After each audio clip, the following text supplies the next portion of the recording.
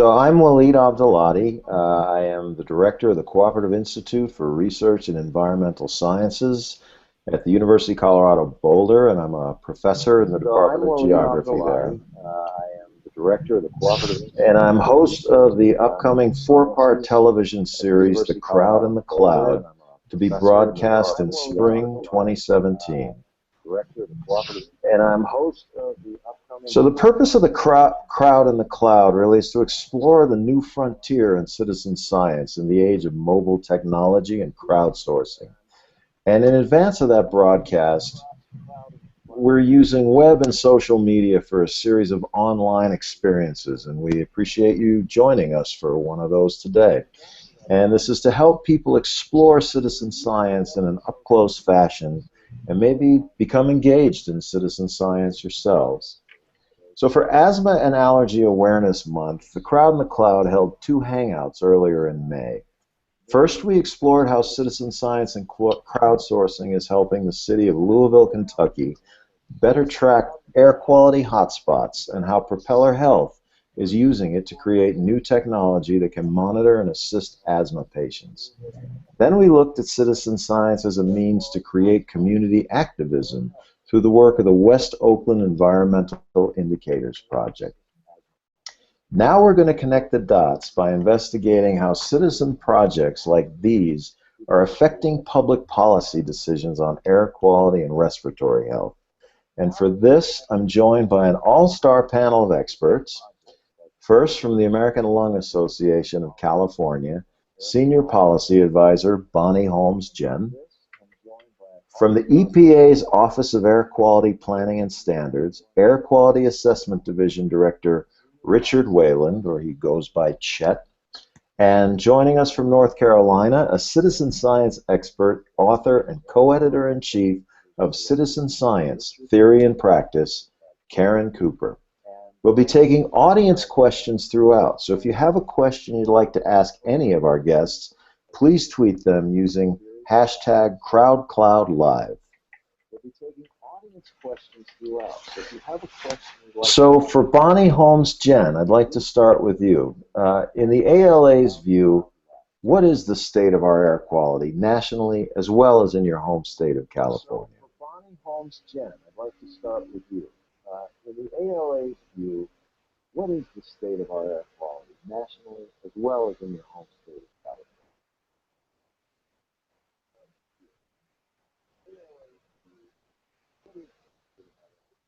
Live?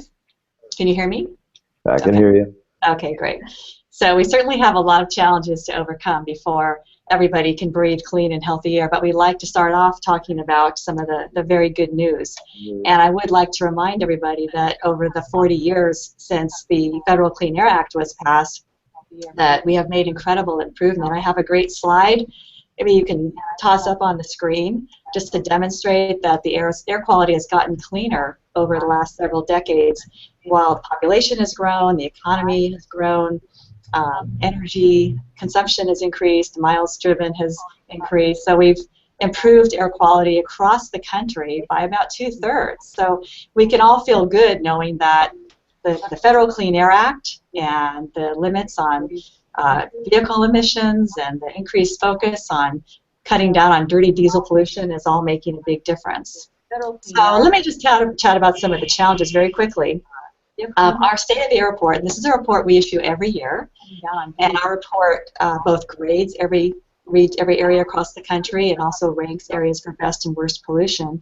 And while we show a lot of improvement in reducing ozone pollution, especially, and reducing particle pollution that is measured on a day in and day out basis, but we do see a lot of continued struggle. Ozone pollution, especially, and reducing spikes in particle pollution that is measured on a day in and day out.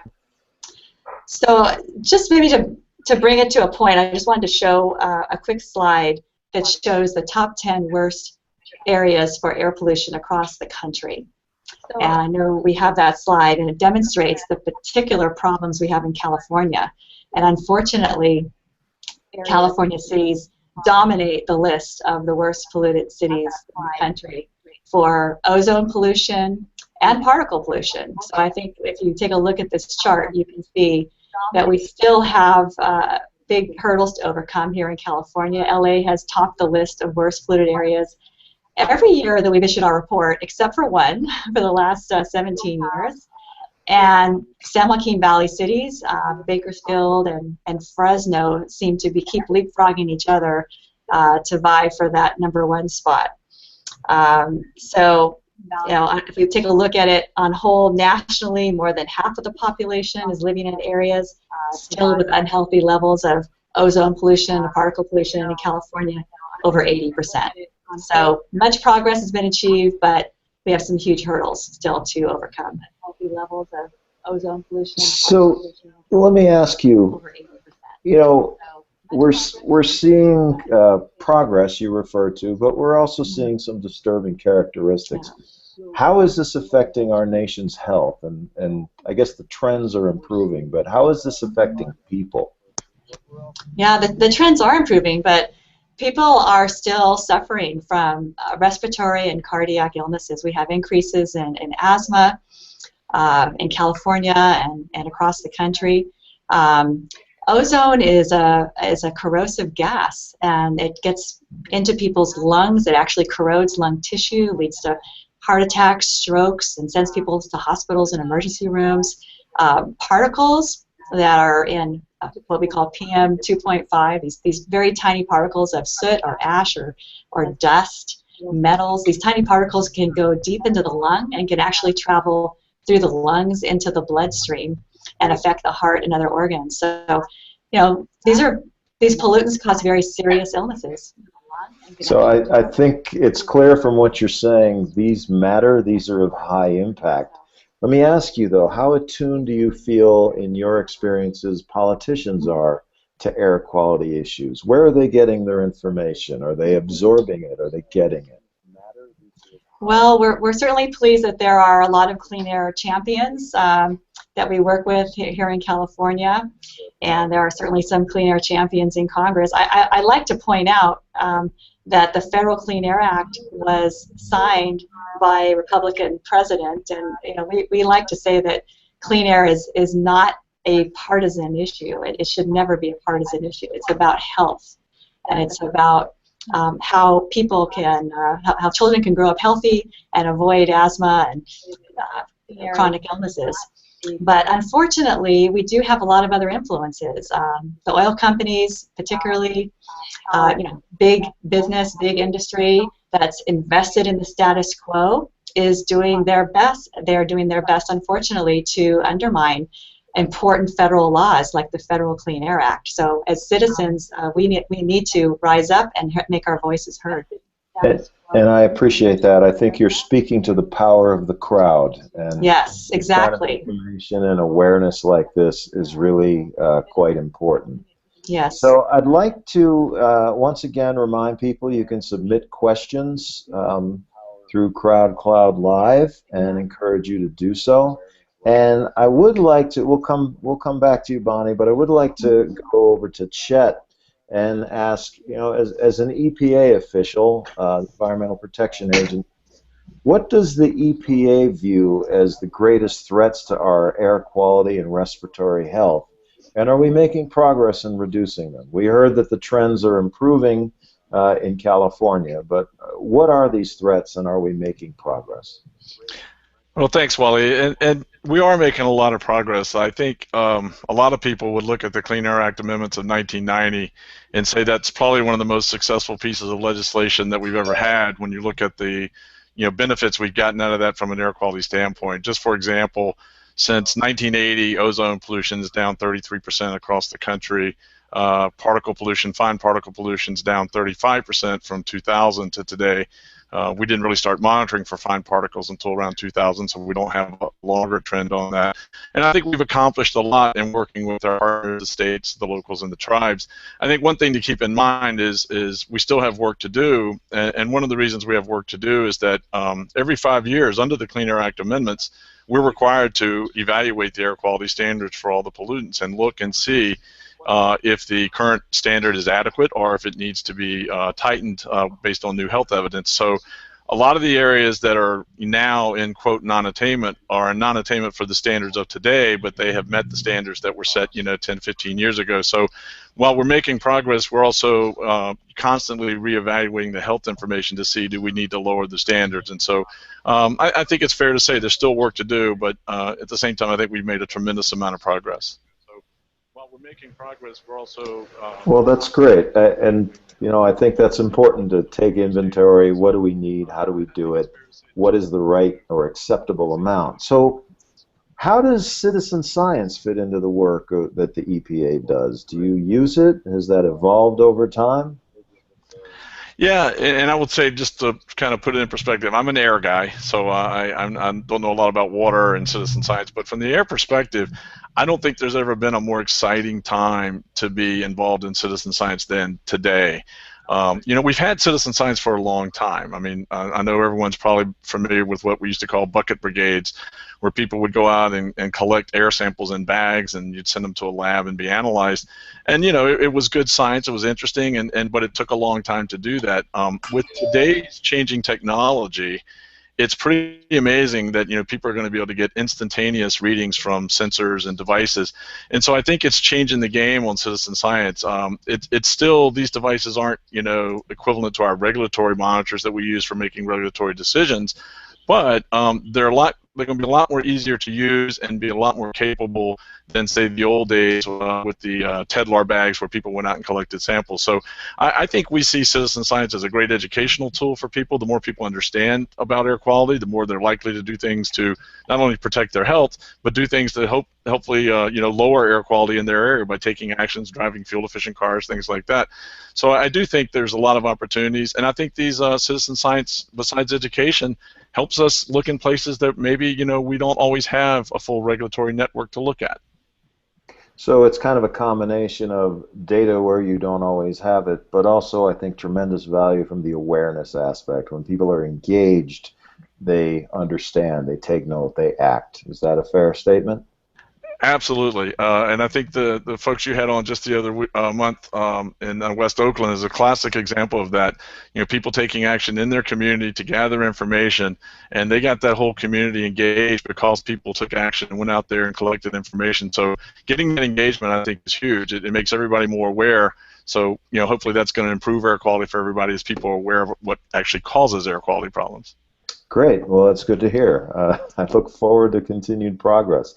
I would like to go to Karen Cooper right now. And I wanted to ask you, historically, is there, in your view, a history or tradition of citizen science being used to shape or inform public policy, or is this something new?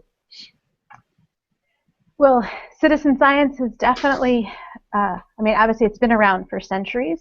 Mm-hmm. In terms of informing scientific advancements.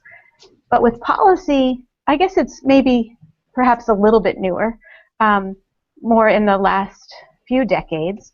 But the way science has influenced policy has certainly been something that's evolving. I can speak sort of, I guess, more broadly beyond just air quality, which, my area of expertise is ornithology, for example. And so in ornithology, in 1997, there was a paper published that was really the first to describe how climate change is already affecting birds.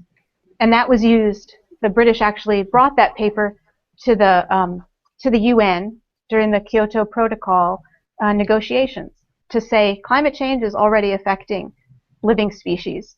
So it informed policy there, at least in some countries. So there's histories like that in other fields that I'm familiar with where citizen science observations have been used to inform policy. I know that's really far from our air quality examples, but there's other examples like that too. And it's not always with data collection. I consider the AIDS activists of the 1980s to be citizen scientists, and they really shaped the policy of how clinical trials were carried out. So it's really any situations where you have really people who get deeply engaged in science in some way and deeply fluent with science and and are so informed that they really can have a very strong voice in policy issues.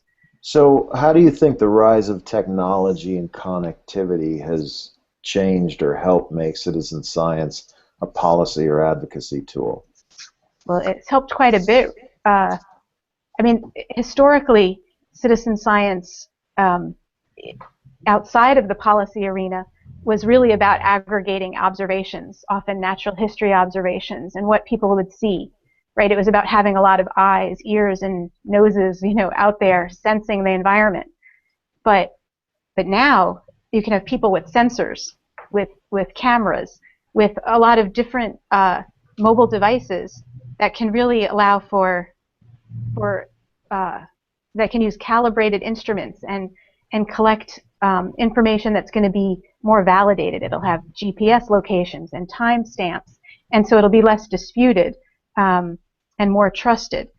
So I think technology certainly helps citizen science in that regard with the low-cost sensors, things that people can deploy and wear and use in a lot of different ways. And I think the connectivity of the internet helps a lot too in terms of being able to display things in real time and share information very visually. Like the Louisiana Bucket Brigade, they put up a crowdsourcing map called Eyewitness Pollution, where anybody can go on and report like areas that smell funny or that they suspect there might be pollution, right? No one knows exactly what they are, but what they could see from that were these areas, where a lot of people were reporting, right? Because you could see geographically that there were these hot spots where people were saying there could be a problem. And the thing that was interesting was that I guess the EPA monitoring sites were actually not in those same locations. So it could inform where the EPA should put their high-cost sensors when people are reporting things like that. So that real-time connectivity. And that's great, speaking to the power of citizen science and the acquisition of data and providing useful information. I'd actually like to go back to you, Bonnie, and ask you the question. Do you find that citizen science research is particularly compelling to policymakers? The images of people with the buckets or data from places we otherwise couldn't get it. Are policymakers responding to that? Yes, we definitely find it compelling. In fact, the reason that we publish our State of the Air report every year is to take some very complex information, all this air quality monitoring information that people may not be able to understand or follow, and to put that in layperson's terms so people can understand how their area compares to other areas across the country, depending on what grade they get or how their city is ranked. So, but yes, I mean, people put socks on tailpipes years ago. You've mentioned the Bucket Brigade. Some air agencies have mobile monitors that people can take and put in their backyard. There's lots of different kinds of activism. Some labs are producing mobile monitors that people can use. And this data is important to draw attention to problems, to get people more engaged, help them feel more empowered, and to get elected leaders to notice that people care about air quality and they're demanding attention and help for the problems. Great. So Chet, as a tool for policymakers, one thing that my experience has shown is policymakers pay a lot or are very interested in the quality of data. How do you see some risks or not with citizen science sometimes not using, citizen scientists sometimes not using the same high-tech tools that, for instance, the APA uses? That's a great question. I mean, I think there's value in citizen science and there's value in crowdsourcing. If you get enough information, you can make a value judgment on that information. I do think there's some caution that needs to be taken with these sensors that are coming out right now. Some are better than others. And a lot of times, you know, people making or selling the sensors will say they work wonderful, and you know, when you test them in the lab, like EPA has done, or at South Coast and California has done, you find some of them don't work as well as they claim to be. And so I think it's important to understand, you know, how good those sensors are when you're using them. And again, I think the technology is going to evolve. They're going to get a lot better than they are today, but they're still useful for, even at a screening standpoint, to maybe help point people in the right direction. The other thing that comes into mind when you think about policy is interpreting the data that does come from the sensors. A lot of our air quality standards, for example, are based on long-term averages. For example, ozone, the standard's 8 hours. For fine particulate, it's 24 hours. So when people are out collecting data with sensors and they get a 1-minute reading and it's high, what does that really mean compared to the health standard? And so I think there's some educational pieces that need to go along with this, and EPA is working on some of that, trying to develop some messaging for short-term data so that we can kind of help people to understand and put that data in context. But you know, kind of the broad answer is I do think there's some caution that has to be taken with these devices, but at the same point, they're a lot better than they were 10 years ago, and in 5 years from now, they're going to be a lot better than they are today. Great. So I have one final question for Karen, but before I ask, I want to once again invite any viewers to submit questions through Crowding Cloud Live. We're looking forward to taking some of those questions. But my question for you, Karen, is what advice would you give to an individual who wants to support a cause they believe in through citizen science participation? What should they know? What should they look out for?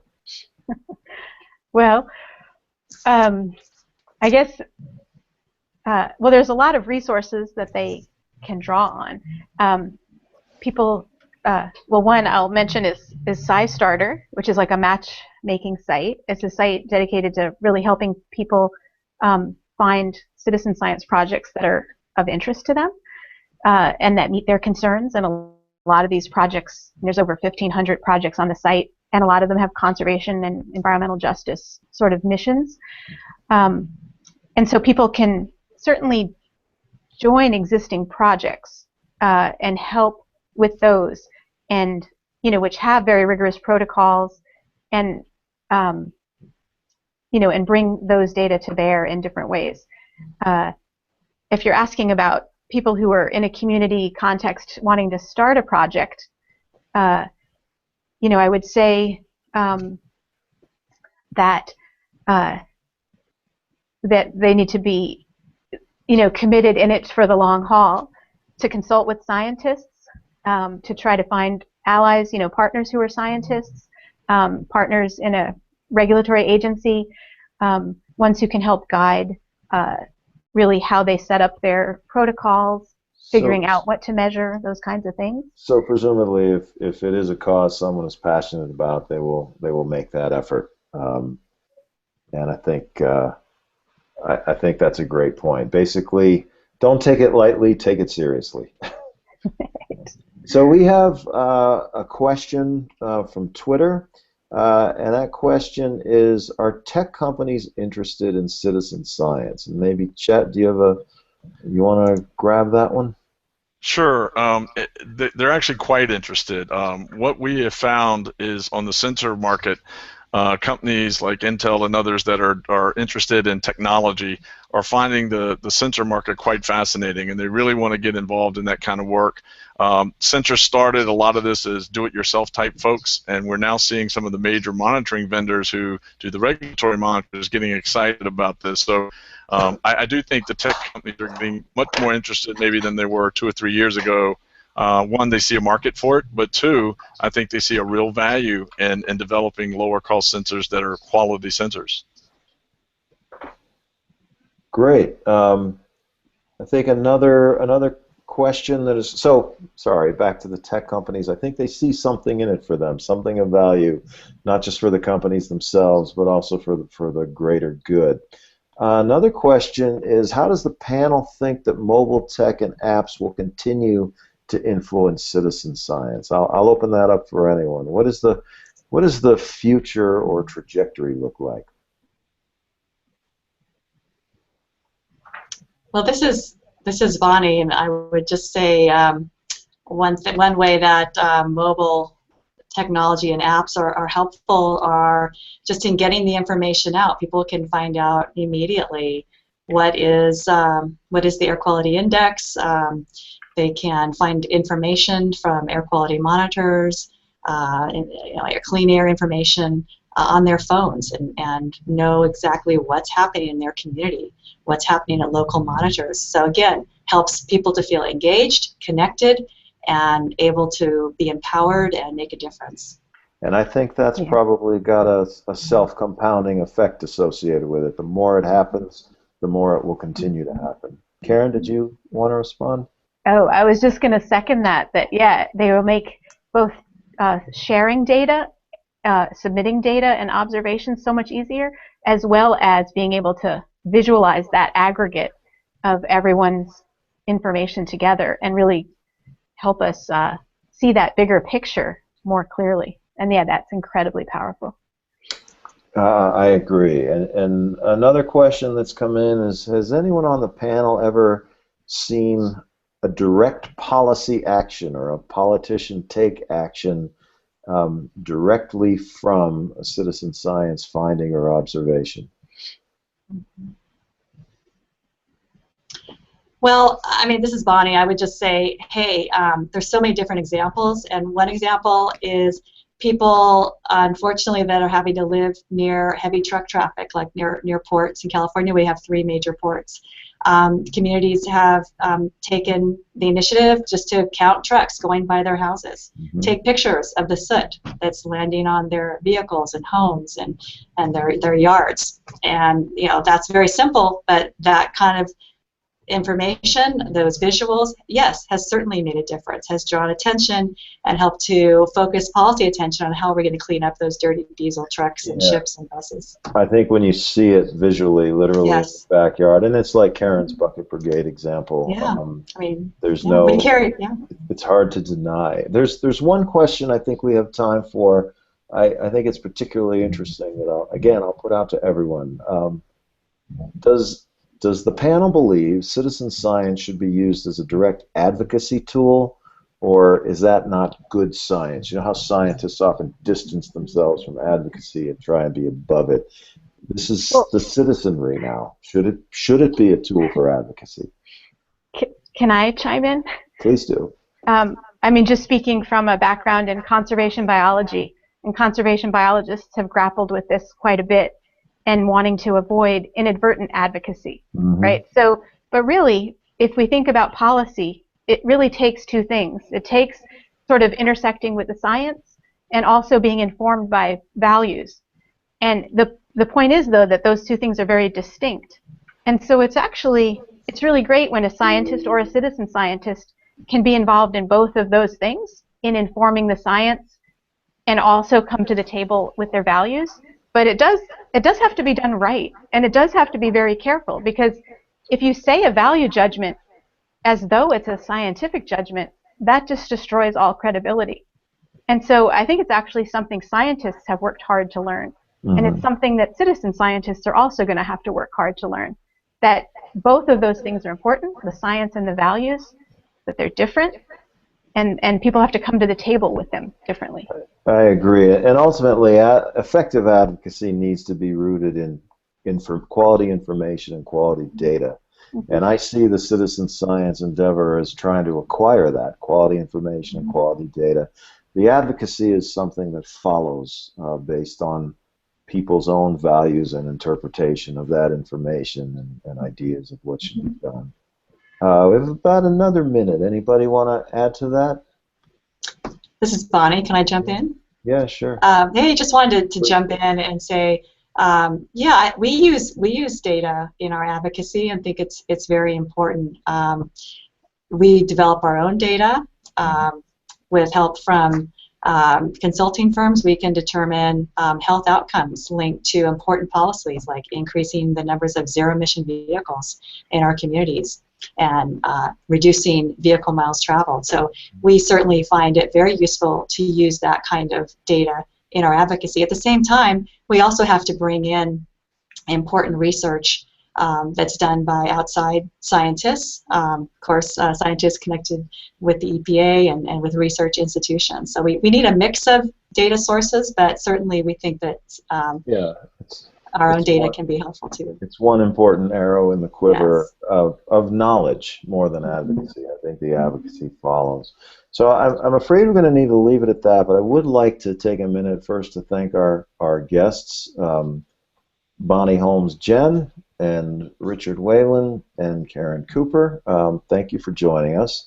And I'd like to invite the audience to visit our website, crowdandcloud.org, to follow us online and on social media, and to learn about other live experiences that we have planned for the months ahead.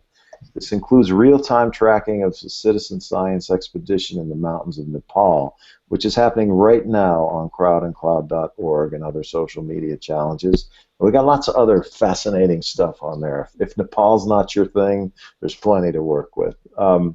So again, thank you everybody for participating. Thank you for joining us. And for the Crowd and the Cloud, I'm Waleed Abdalati. Good night. Thank you.